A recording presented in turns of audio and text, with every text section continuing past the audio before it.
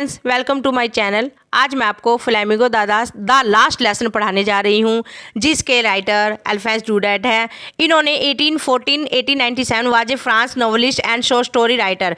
ये France language पे novel है, जो कि बहुत छोटी सी स्टोरी है जो लिखी है। The last lesson is set in the days of the Franco Prussian war. इसमें पर्शियन वार के बारे में बताया गया, जो फ्रांस और पर्शियन के बीच में हुआ था।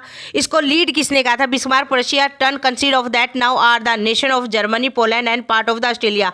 बिस्मार्क, जिसके अंदर आते थे Germany, Poland and part of Australia.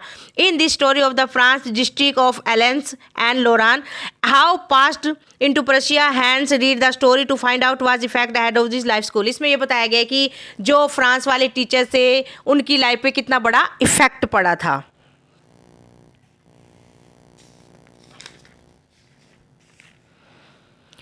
I started for school very late and morning and was in great dread of scolding, especially because Mr. Hamel had said that he would question us on the participle। इसमें क्या पूछा था? उस सुबह मैं school के लिए बहुत देर से चला था और मुझे डांटे जाने का बहुत बड़ा डर लग रहा था, विशेष रूप से इसलिए कि एम हेमेल ने कहा था कि वो हमसे पार्टिसिपल्स पर सवाल पूछेंगे और मुझे उसके बारे में कुछ नहीं पता था। I did not now the first word were of them for a moment I thought the running away from the spending the day of door. तो क्षण भर के लिए मैंने स्कूल में भागकर बाहर दिन बिताने के लिए सोचा कि आगे इन्होंने कहा भी मैंने सोचा, अभी मेरे समझ नहीं था कि चलो मैं स्कूल से भाग, जैसे बच्चे होते हैं ना कि टीचर के डर से भाग जाते हैं, बंक कर लेते हैं, वो चीज़ बताई गई है। फिर उन्होंने क्या कहा? For a moment I thought of running away from the spending the day out of the door, it was so warm so bright the bird were chirping of the edges of the world. इसमें उन्होंने क्या बोला? जब मैं भागा तो उस time मौसम बहुत चमकीला था, द बर्ड्स की चिचाने की आवाज़ आ रही थी, and it's open field back of the खुला इन्वायरमेंट था। पर्शियन सोल्डर, जो पर्शियन सोल्डर थे वो ड्रिलिंग कर रहे थे, जैसे होता है ना हमारे फौजी लोग करते हैं वो चीज़। It was all much more tempting than the rule of the participle. उनके रूल के बारे में बताया गया था, कैसे पार्टिसिपल्स कर रहे थे। But I had the strength to research and the hurried off a school. फिर बाद में वो क्या कहता है कि यह पार्टिसिपल के नियमों की अपेक्षा कहीं अधिक लुभावना था, परंतु मुझे स्वयं को रोकने की क्षमता थी और मैं जल्दी जल्दी स्कूल की ओर चल पड़ा। When I pass the town hall there was a crowd in front of the bulletin board. उसने क्या था? बुलेटिन बोर्ड के पास खड़े थे। कौन खड़े थे? मिस्टर हैमेल खड़े थे, और वो कहते मुझे डांटे जाने का डर लग रहा था। जब मैं टाउन हॉल के पास से गुजरा तो क्या हुआ? उन्होंने कहा जब मैं टाउन हॉल के पास से गुजरा तब नोटिस बोर्ड के सामने भीड़ लगी थी। पिछले 2 वर्षों में ऐसी भीड़ नहीं थी। For the last 2 years all our the news and the become front of the lost battles the draft the order of the commanding and the thought to my self without stopping what can be the matter now. इसमें क्या बताया गया? इसमें वो बोलता है जब मैं टाउन हॉल के पास से गुजरा तब नोटिस बोर्ड के सामने भीड़ लगी थी। पिछले 2 वर्षों से सारी बुरी खबरें वहीं से आ रही थी। युद्ध में पराजय, सेना में भर्ती होने के आदेश, कमांडिंग ऑफिसर की आज्ञाएं, और बिना रुके मैंने सोचा अब क्या बात हो सकती है। Then, as I hurried by, as the first I could go to the blacksmith watcher who was there with the appreciation the reading the bulletin called after me, "Don't go so fast, bub. I will go to school in plenty of time." इसमें क्या बताया गया? फिर जब मैं तेजी से जाता हुआ उस लोहार के पास से गुजरा जो अपने चेले के साथ समाचार पढ़ रहा था, वह मेरे पीछे से बोला, लड़के इतने तेज मत जाओ। Do not go fast bomb, you all get your school and plenty of time. तुम स्कूल काफ़ी वक्त से पहुंच जाओगे। तो मुझे लगा, आई थॉट, तो मुझे लगा he was making fun of me. मुझे लगा कि ये मेरा मजाक उड़ा रहा था।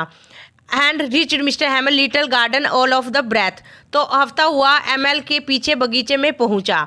यूजली व्हेन शो began there was a great bustle which could be heard out in the street of the opening and closing of desk lesson repeated in unison very loud with our hands over our ear in the understand better and the teacher is the great ruler appearing on the table। इसमें क्या बताया गया? इसमें बताया आम तौर पर जब स्कूल आरंभ होता है तो बहुत शोर शराबा होता है, जो भारी गली में भी सुनाई देता है, जैसे डेस्कों का खुलना और बंद होना, बहुत जोर से एक साथ मिलकर पाठ को दोहराना। कुछ ज़्यादा समझने के लिए हमारे सामने काले के ऊपर अध्यापक का डंडा मेज पर बसता था।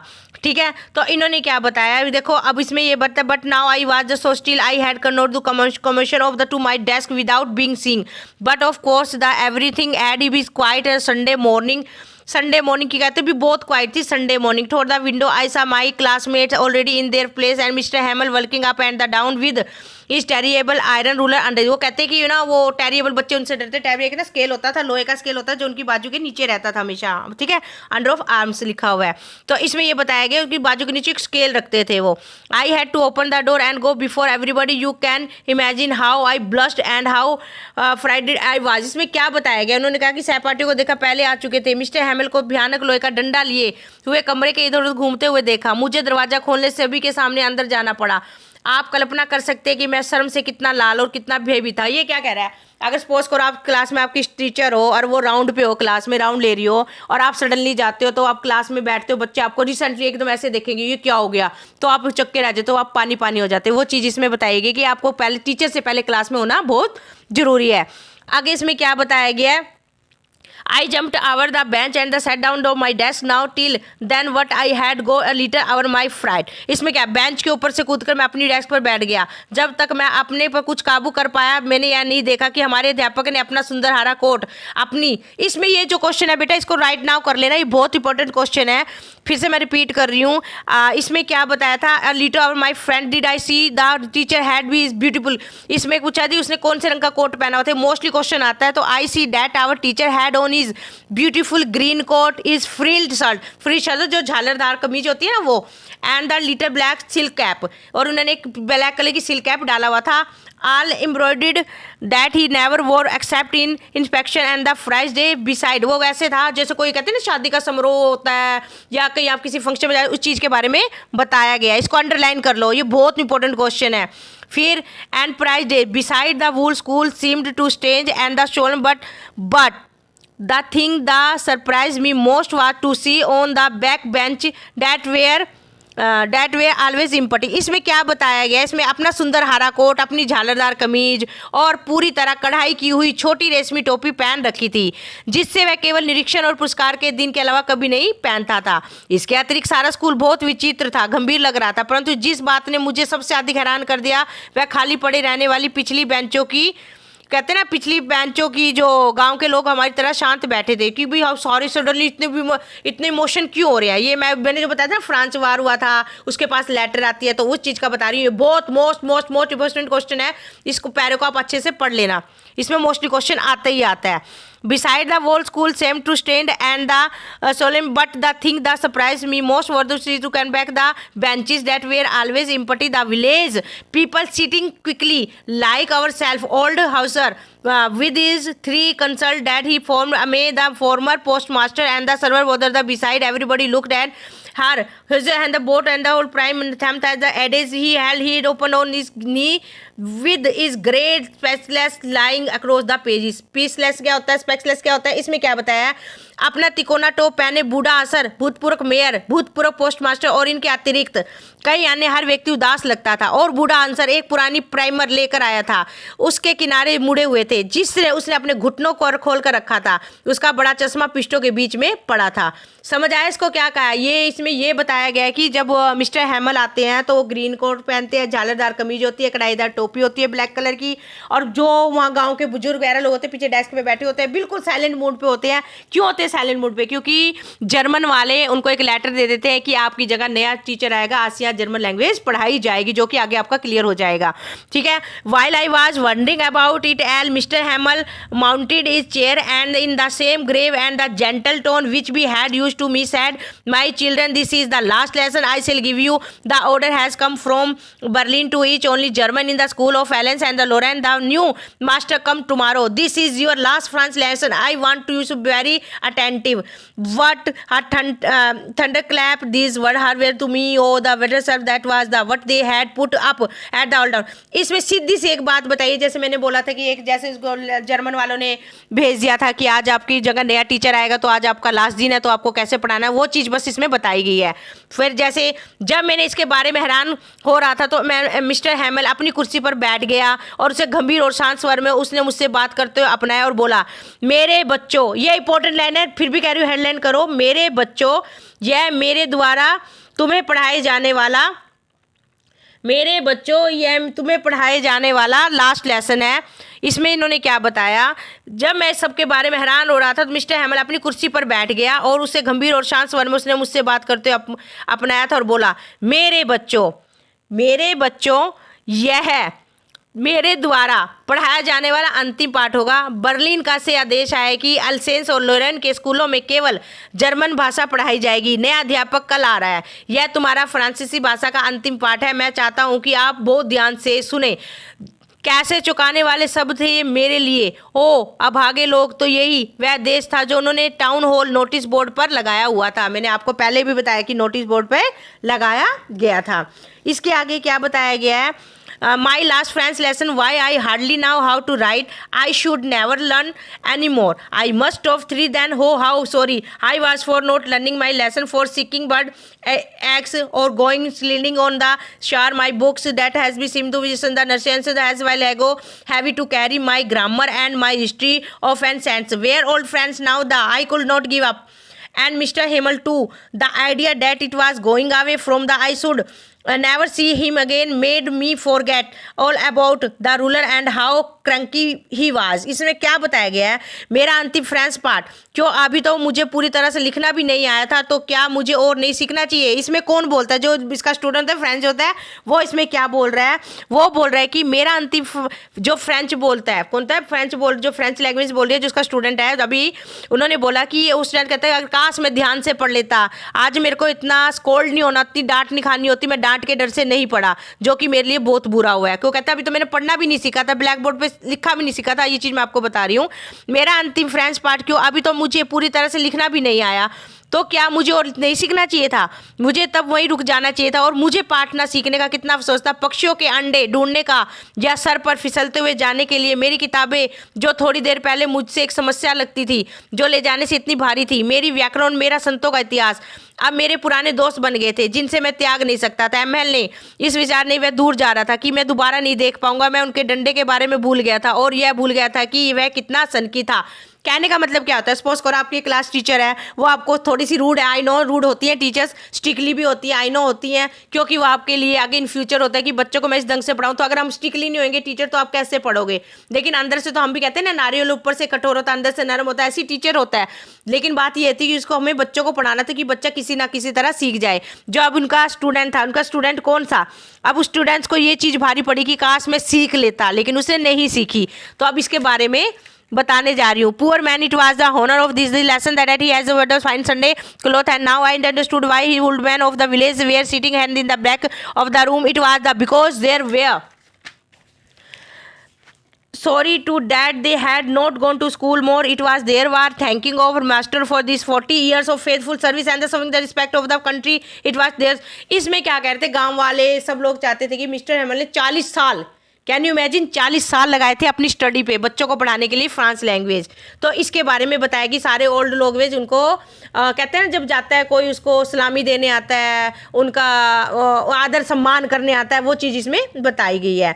While I was thinking of all this the I heard my name called, it was very turn to recite what would I not have given to be able to say that dreadful rule for the participles all the thought very loud and clear and without one mistake, but I got mixed up on the first wood and stood there holding on my desk, my heart beating and not daring to look up।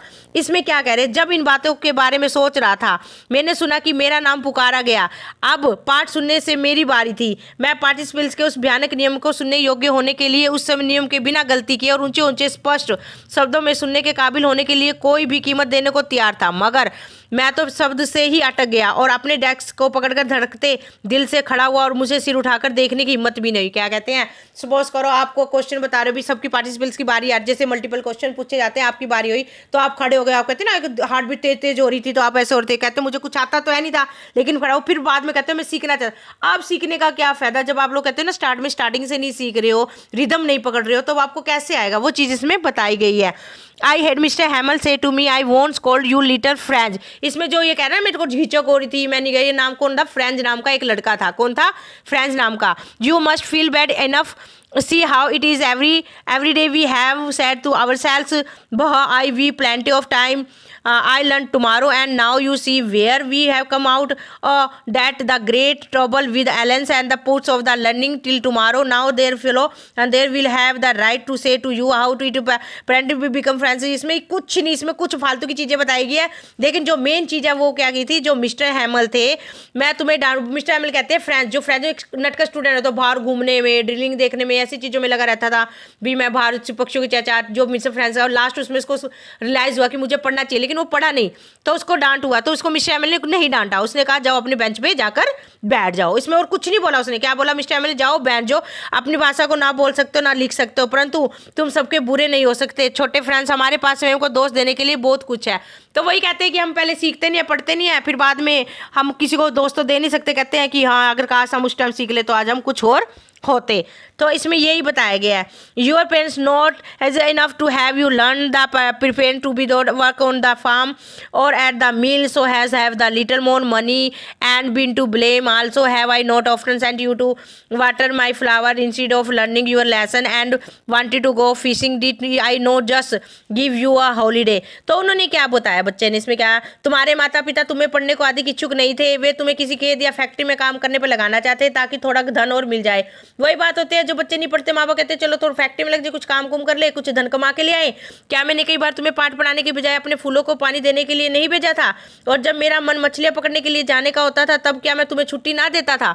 तो ये चीज़ें होती हैं, एक कहते हैं कि imagination होती है, सपोज करो, तो यही बात बताई गई है। Then from on the thing of the another mister Hamel want on the talk of the French language saying that it was the most beautiful language in the world, the clear, the most logical, the most good among word. इसमें कुछ नहीं बताया गया, इसमें कहा है कि जो फ्रांस लैंग्वेज मिस्टर हैमल को बहुत अच्छी लगती थी, वह संसार की सबसे सुंदर भाषा को मानता था, सबसे स्पष्ट और सबसे तर्कसंगत, हमें मध्य इसकी रक्षा करनी चाहिए, हमें कभी भी भूले क्योंकि जब भी किसी समाज को गुलाम बनाए तो सबसे पहले समाज के लोग अपनी भाषा को कसकर पकड़े ताकि उनके पास अपनी आज़ादी की चाबी हो, फिर उसके व्याकरण खुली और हमारा पाठ पढ़कर पढ़ाया जा सके। बस इसमें यही चीज़ बताई गई है। अगर सपोज करो इसमें क्या मिस्टर हैमल को अपनी लैंग्वेज बहुत प्यारी थी, लॉजिकल लगती थी, पावरफुल लगती थी, कहती है मेरी जो एजुकेशन है, मेरी लैंग्वेज उसकी पहचान है जो कि फ्रेंच लैंग्वेज है। बस इसके बारे में बताया गया, ज़्यादा कुछ खास नहीं है।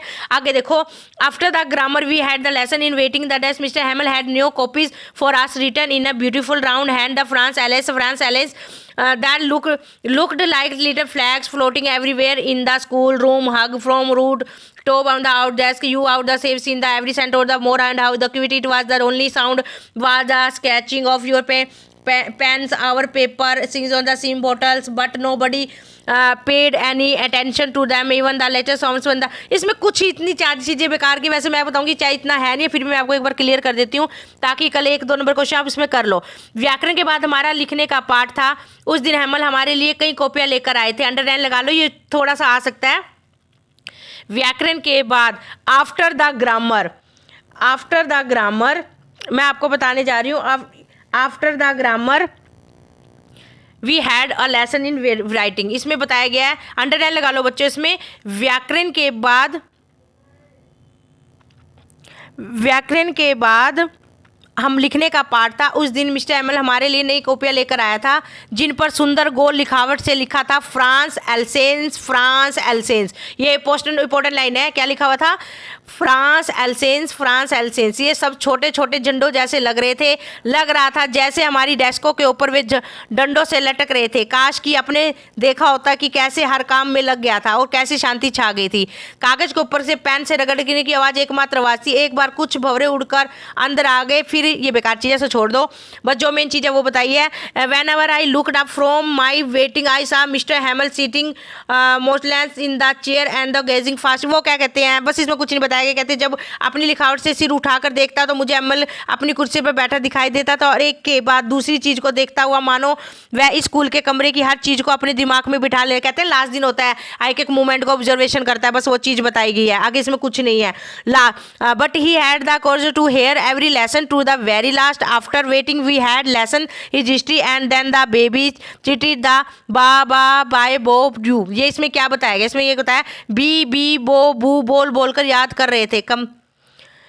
कमरे में बिल्कुल भुजासर से चश्मा पहन लिया था और दोनों हाथों में अपनी प्राइमर पकड़ी। ये बेकार चीज़ है, छोड़ दो इसको।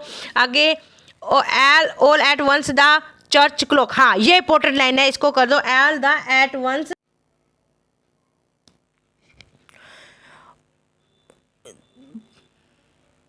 All at once the church clock struck 12 then the, इसमें क्या बताया गया है, इसमें बताया गया है कि उसी समय चर्च की घड़ी ने 12 बजाए, कितने बजाए, 12 बजाए, 12।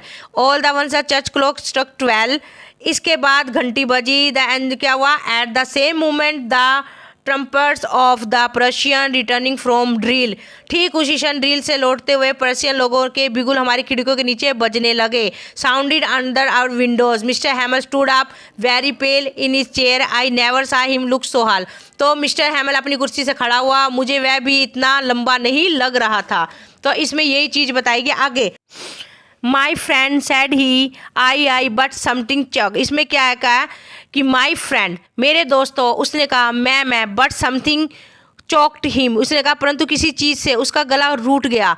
आई could not go on, then he turn to the blackboard, took a piece of chalk and bearing on with all the might he wrote as the large as he could, उसने क्या करा, जैसे उसने चौक का टुकड़ा उठाया था वह ब्लैक बोर्ड की तरफ मुड़ा, एक चौक का टुकड़ा टूट कर नीचे गिर जाता है, टुकड़ा उठाया और फिर उस पूरी तरह से उस चौक के साथ बहुत बड़ा बड़ा लिखा, जैसे सपोज करो एक टीचर चौक उठाती है ना, जैसे डेट और टाइम लिखती है पूरा, वो बड़ा बड़ा लिख लिया, लेकिन जब वो ब्लैक बोर्ड की तरफ लिख रहा था तो उसने अपना कहते हैं ना सिर ब्लैक बोर्ड से लगा लिया। ब्लैक बोर्ड से लगाने के बाद वह लिख सकता था उतने बड़े अक्षरों में लिखो, कहते जितने भी हम बड़े अक्षर में लिखे उतने बड़े अक्षर में लिखा किसने, मिस्टर हैमल ने। Then he stopped and leaned his head against the wall and without a word he made a gesture to his with his hand. School is dismissed, you may go. तब वह रुका और अपने सिर को दीवार पर झुकाते हुए बिना कोई शब्द बोले उसने हमें अपने हाथ से संकेत किया, स्कूल समाप्त हुआ, तुम जा सकते हो। क्या मतलब है इसमें, मिस्टर हैमल का लास्ट डे, जो लास्ट डे होता है उसके बारे में बताता है कि चोर जब जो घड़ी होती है, चोर्च की घड़ी बजती है तो कैसे होता है, जैसे घड़ी बज रही थी तो स्टैंडर्ड खड़ा हो गया चेयर पे, उसके साथ क्या मूवमेंट हुआ, बिना चुप हुए एक चौक उठाया, बड़ा बड़ा लिखा और अपने सर को ब्लैक बोर्ड पे लगा लिया और धीरे से इशारा किया बच्चे को, अब तुम जा सकते हो। बस यही आपकी स्टोरी है। आपका ये चैप्टर कंप्लीट करवा दिया है। नेक्स्ट वीडियो में मैं आपके क्वेश्चन आंसर्स लेके आऊँगी। उससे पहले आप मेरी वीडियो को लाइक, शेयर, कमेंट, सब्सक्राइब करना मत भूलना। Thank you.